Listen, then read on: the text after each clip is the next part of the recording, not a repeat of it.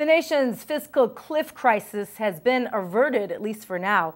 The House of Representatives voted last night to extend the Bush income tax cuts for all but the wealthiest Americans. Joining us now from the newsroom is the host of Politics Tonight, Paul Lisnek, with his take on the deal. Hi, Paul. And Happy New Year, Dolly. Happy New Year to you. Okay, let's break down this deal and what it means for Americans. First, the issue of taxes. The middle class protected from a tax increase, a clear victory for the president as he fulfills a campaign promise. Well, there's no question about that, and indeed, some people think we've extended these tax rates now for most Americans. When will they expire again? Well, they won't. They are permanent now. So this change is a permanent change in the tax code, and that's something George Bush wanted and could not accomplish. So with all of the rancor and partisanship in Washington, the bottom line is history will look back and give President Obama credit for getting this Congress to ultimately pass this tax break for most Americans. Well, part of this measure includes taxes going up for the first time in 2 decades for wealthy individuals who make more than $400,000 a year, and for families that are making $450,000 a year. Right.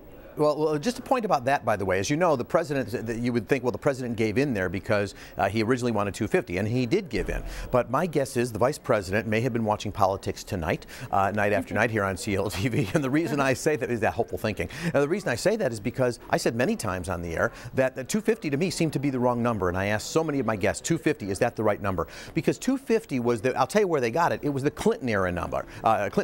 That was determined to be rich. But, you know, this is 20 years later. And the question is that number really the same? Well, adjusted for inflation, that 250 is essentially about 380, 390 now. That's where the 400 comes from, and it's my understanding that that's what Vice President Biden said to Democrats to get them to buy into that plan, basically saying it is the Clinton number adjusted for inflation. Another part of this deal, this measure, and a little bit of a catch here for the middle class is payroll taxes are going to go up 2% for everybody.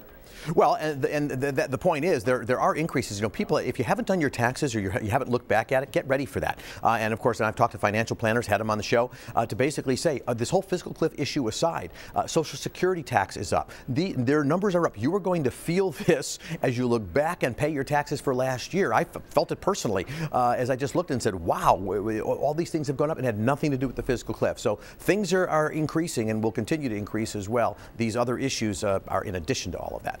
Well, and speaking of the fiscal cliff, it appears that this measure also sets up a couple more fiscal cliffs in the future to deal with because the measure doesn't address spending cuts and the debt ceiling. As right. As much as the leadership and the president wanted this to be a big deal, a grand deal to handle things, they couldn't accomplish that. They handled one item. And so now get ready for some more cliffs coming up. In February, you've got the debt ceiling, where, trust me, Republicans were angered by this vote. We'll put up a fight about raising the debt ceiling, which can put the economic stability of the country in jeopardy. And in March, you have the sequester coming today. That's been put off for 2 months. They're going to have to deal with the cuts that Republicans wanted in this budget.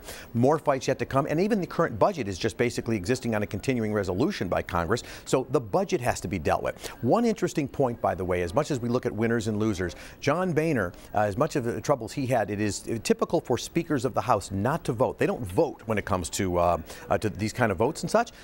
Speaker Boehner did vote, and he voted yes on the proposal. I think that says a lot about him. Do you think that his job as speaker is going to be in jeopardy now? No, I don't think he's seen as a strong speaker. I think, and by the way, part of this is by design. When he first got the speakership, he said he wanted to sort of diminish his power and give a lot more power to committee heads. He has done that, but as a result, he's lost some control, certainly over his caucus. But there's nobody stepping forward to challenge him. So as much as there are a lot of people not happy with him, I don't expect any challenge to him for his role. I don't think anybody wants that gig. All right, Paul, always good insight from you. We thank you so much, Paul Lisnek, our host of Politics Tonight. Thank you, Dolly. Appreciate it.